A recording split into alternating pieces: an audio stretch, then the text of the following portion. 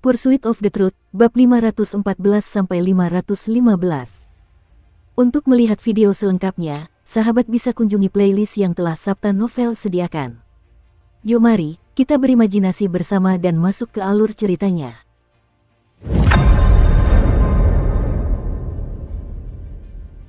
Istana Langit Yu Agung. Kata-kata itu terasa kuno, membuat siapapun yang melihatnya merasa seolah-olah hembusan angin kemunduran suatu zaman menerpa wajah mereka.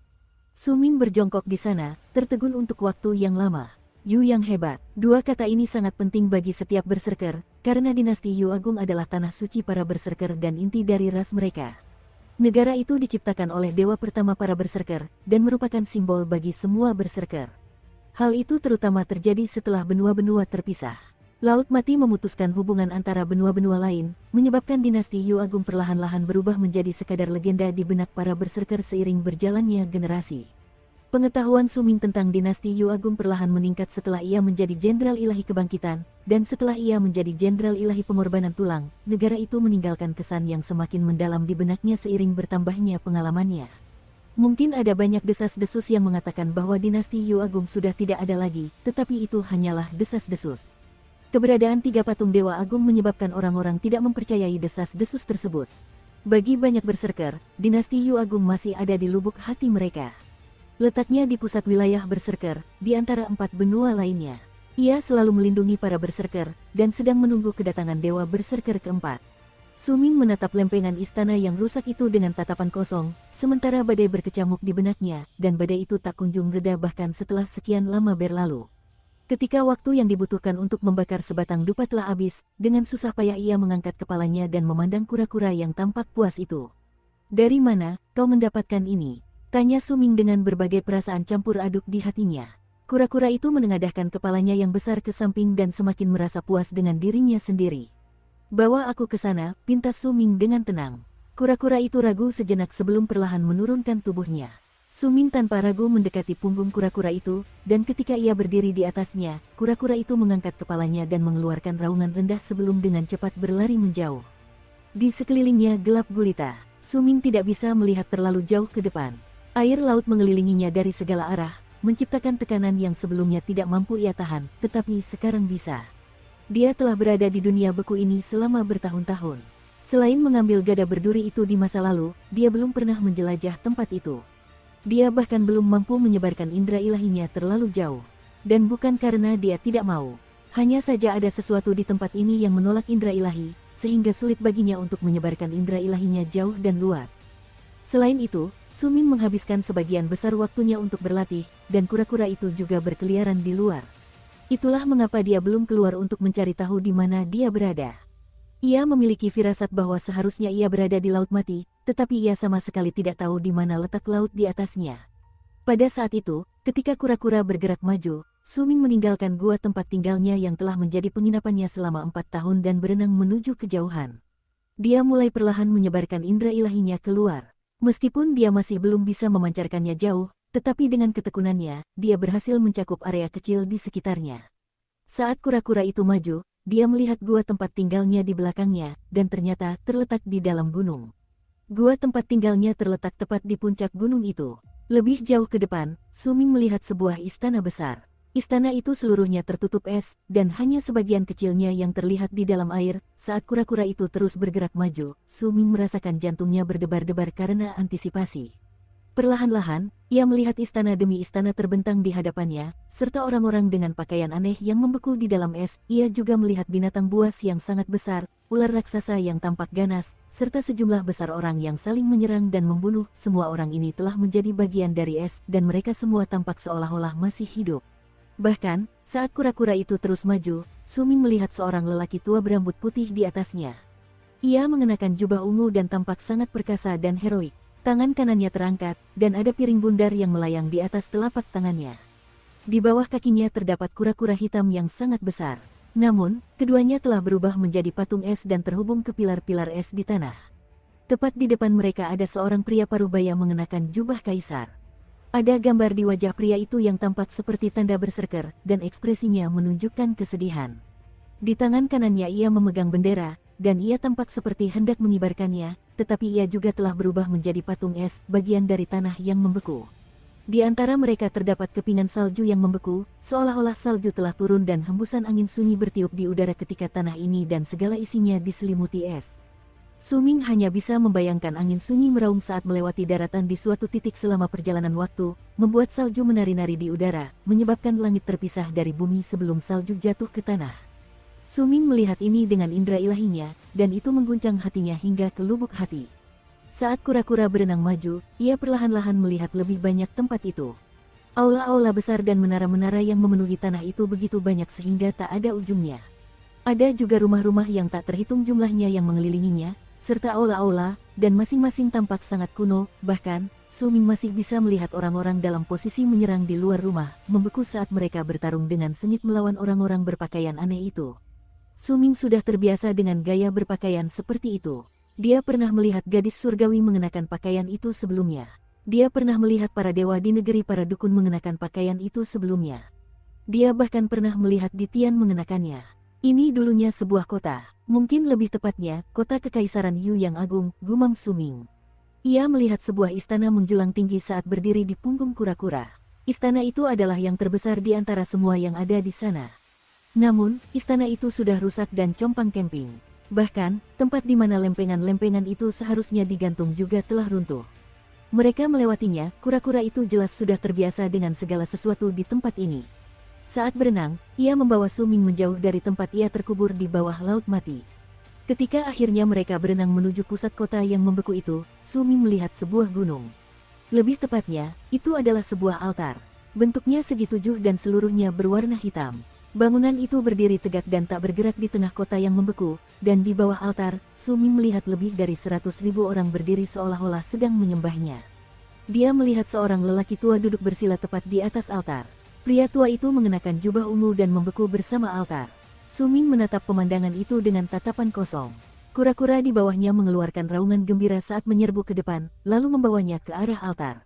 Kura-kura itu berenang di atasnya, dan tepat pada saat Su Ming menundukkan kepalanya, ia melihat lelaki tua berjubah ungu di altar di bawahnya. Wajah lelaki tua itu penuh kerutan dan bintik-bintik coklat. Matanya terbuka, tetapi tidak ada secercah cahaya di dalamnya. Terbentang tulang punggung yang utuh di hadapannya. Di tangan kanannya, ia memegang sepotong batu, dan batu itu tetap berada di atas ruas tulang belakang ke-30. Lelaki tua itu mengangkat kepalanya seolah menatap langit, tetapi ketika Su Ming menoleh ke arahnya, sebuah suara keras terdengar di kepalanya, dan perasaan bahwa lelaki tua di altar itu sedang menatapnya muncul di hatinya. Tatapan itu seolah datang dari perjalanan waktu, dan tak seorang pun bisa menebak berapa lama tatapan itu telah ada. Seolah-olah lelaki tua itu memang telah melihat sesuatu sebelum meninggal. Mungkin dia telah melihat apa yang terjadi tepat pada saat itu. Ini adalah perasaan yang tak terdefinisikan. Saat pikiran Su Ming bergejolak, dia mulai merasa seolah-olah ada aura keanehan yang tak terlukiskan di dunia yang membeku ini. Tepat pada saat itu, suara gemuruh rendah terdengar dari kota yang membeku. Gemuruh itu teredam, dan sepertinya berasal dari bawah lapisan es yang tak berujung. Gemuruh itu mengguncang es dan bergema di dalam air, seolah-olah berasal dari tempat yang sangat jauh. Saat suara itu terdengar, kura-kura di bawah tubuh Su Ming mengeluarkan jeritan melengking dan kesakitan.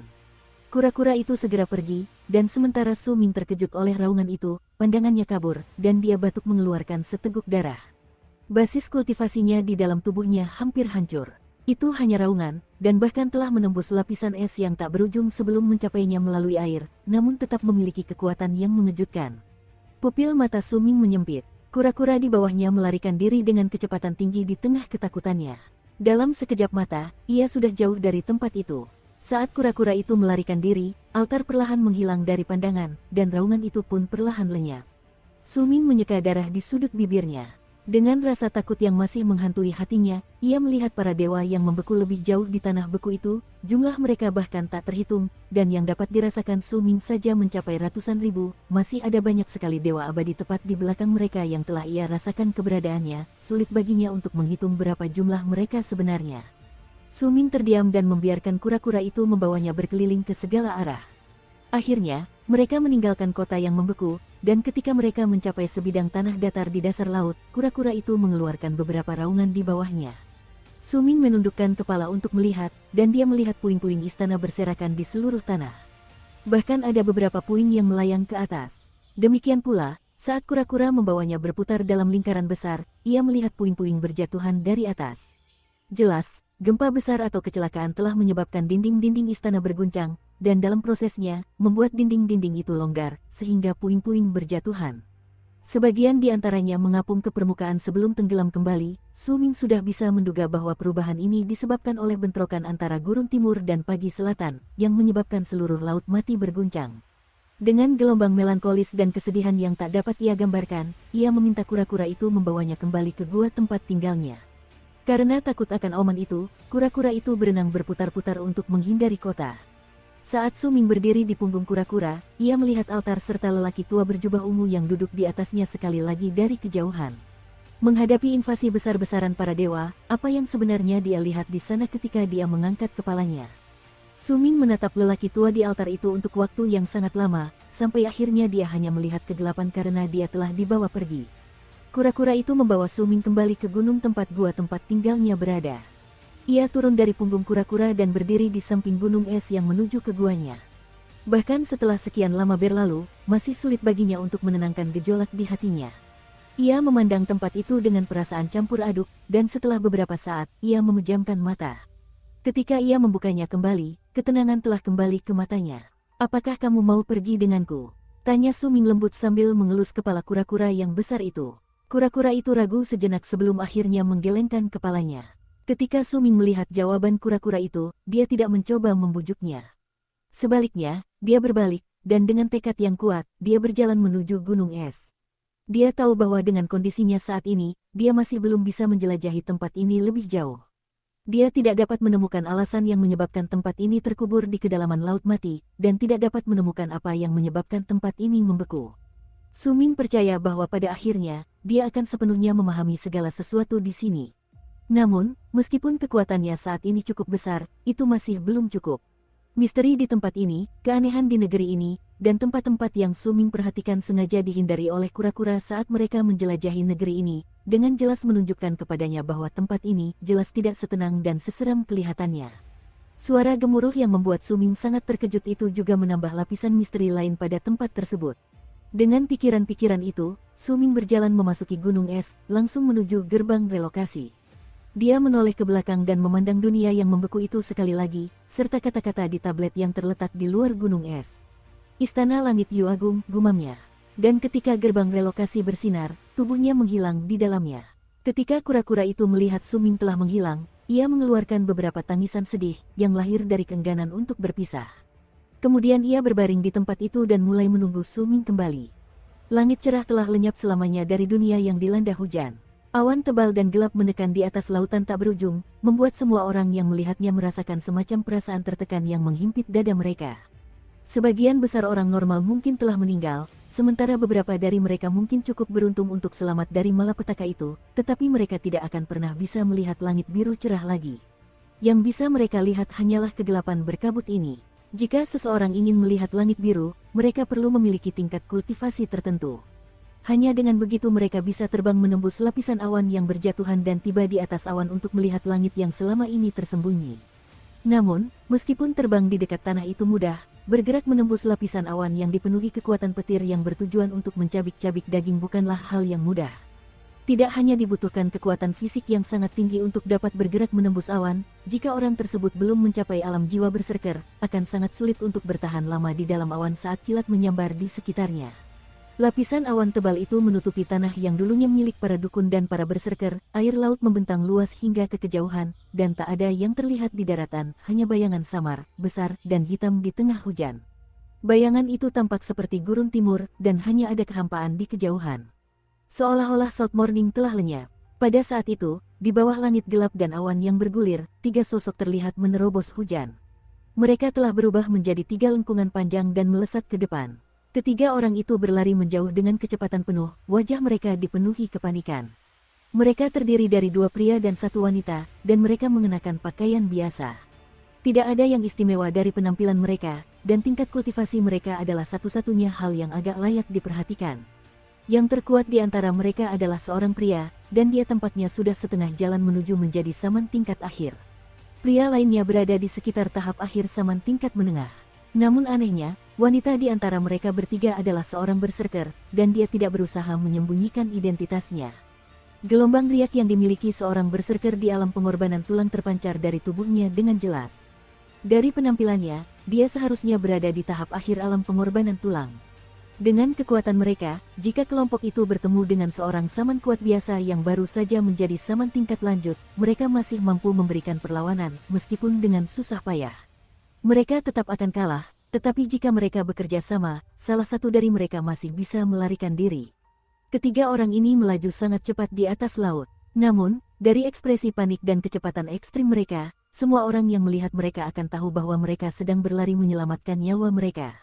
Ada dua sosok panjang yang mengejar ketiga orang itu, seorang lelaki tua dan seorang remaja muda. Wajah lelaki tua itu tampak acuh tak acuh. Tubuhnya tidak bergerak, dan kakinya hanya menyapu udara saat ia melangkah maju.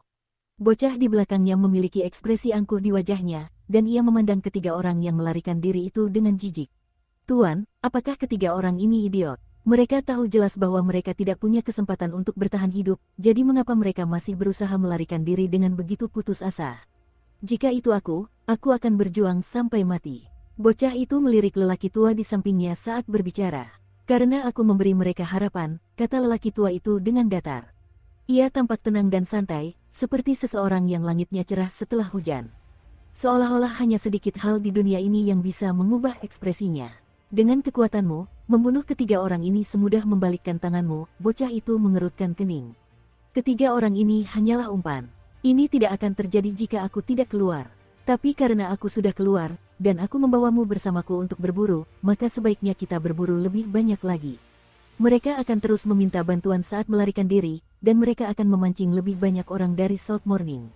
Dengan begitu, kita juga akan bisa mendapatkan cukup prestasi pertempuran untukmu selama festival Scorsese dan membawamu ke kuil Scorsese. Pria tua itu masih tampak tenang, seolah-olah dia sepenuhnya mengendalikan semuanya. Apakah kita akan memancing sekarang? Senyum sinis muncul di wajah bocah itu. Dia menatap ketiga orang yang melarikan diri di depannya, dan senyumnya semakin lebar. Festival saringan pengikis, ekspresi penuh antisipasi terpancar di wajah bocah itu. Seolah-olah makna di balik tiga kata itu sangat menarik baginya.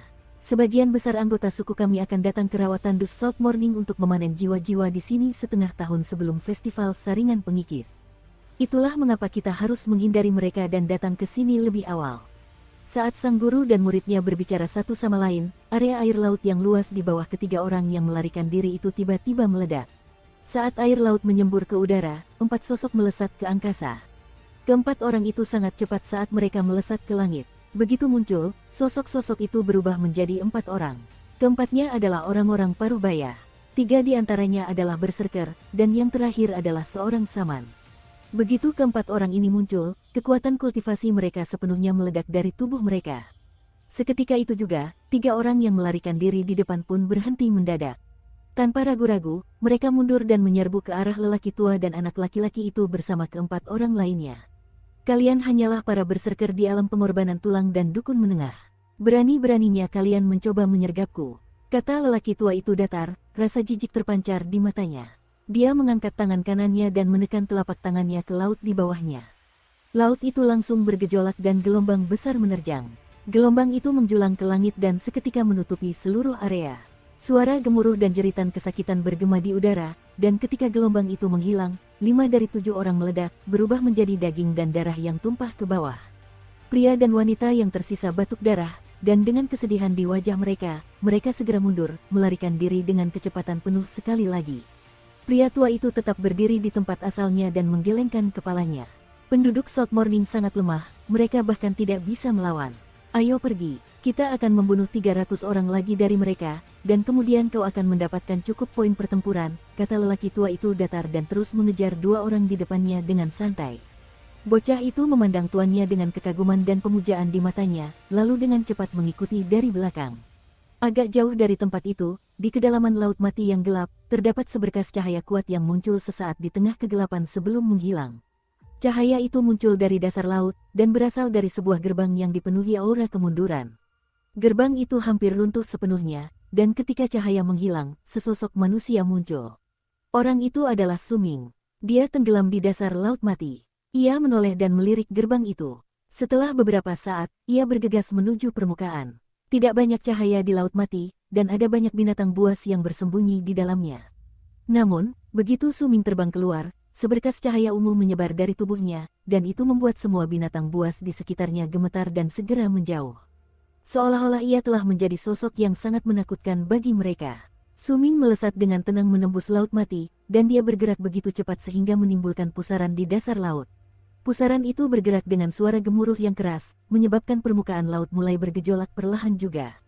Setelah beberapa waktu, permukaan laut meledak, dan saat getarannya bergema di udara, Suming melesat keluar dari dasar laut. Air laut menyembur ke atas dan bercampur dengan hujan dari langit sebelum jatuh kembali ke laut. Suming berdiri di permukaan laut dan memandang sekelilingnya. Hanya ada hamparan kosong yang tak berujung, dan itu membuatnya terdiam untuk waktu yang lama. Salt Morning seharusnya sudah tidak ada lagi. Suming mengarahkan pandangannya ke selatan. Di sanalah letak tanah para berserker. Di sanalah juga letak puncak ke-9. Saat ia terus memandang, tatapan rindu yang dalam muncul di matanya. Ia merindukan puncak ke-9, merindukan gurunya, merindukan kakak tertuanya, kakak kedua, dan juga Huzi. 20 tahun, gumam Suming. Dia telah meninggalkan puncak ke-9 selama 20 tahun, dan saat ini, dia, yang telah kembali dari dunia beku, sangat merindukan untuk pergi ke negeri para berserker, kembali ke puncak ke-9, dan melihat hal-hal yang pernah ada di masa lalu. Dengan kerinduan yang masih membekas di hatinya, Suming berubah menjadi lengkungan panjang dan melesat ke udara, langsung menuju arah tempat tanah para berserker berada. Dia tidak menyembunyikan kekuatannya. Kehadiran yang melesat ke langit, kecepatan yang mencengangkan, dan aura dingin yang telah terkumpul di tubuh Suming selama beberapa tahun menyebabkan semua orang yang memperhatikannya saat dia terbang merasa sangat terkejut. Bahkan mereka yang telah mencapai alam jiwa berserker atau telah menjadi dukun tingkat akhir akan merasakan semacam tekanan yang mengintimidasi begitu mereka merasakan kehadiran tubuh Suming, dan perasaan itu bisa membuat jantung mereka berdebar ketakutan. Suming menerjang maju tanpa henti. Pandangannya tertuju pada permukaan laut di bawahnya, dan dia melihat pulau-pulau mengambang di sekitarnya. Salt Morning hancur berantakan dalam bentrokan itu, daratan itu tenggelam ke dasar laut atau berubah menjadi banyak pulau. Seluruh bentang alam Salt Morning telah berubah sepenuhnya. Suming menggelengkan kepalanya. Kemudian dengan sekejap, dia langsung menghilang. Ketika dia muncul kembali, dia sudah jauh di kejauhan, menuju ke tempat tanah para berserker berada di masa lalu. Tepat ketika dia hendak melanjutkan perjalanan, dia tiba-tiba berhenti, dan menoleh ke samping untuk melirik permukaan laut di kejauhan.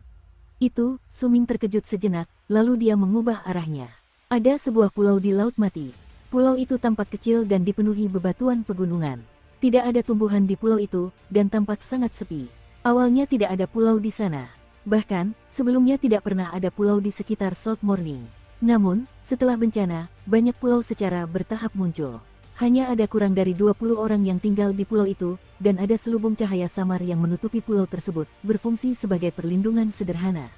Sekitar 12 orang ini telah membangun beberapa gua sederhana sebagai tempat tinggal dan menetap di sana. Tempat tinggal gua mereka terletak di bagian pulau yang tampak seperti lembah. Tempat itu berada di puncak bukit, dan di atasnya terdapat sebuah patung.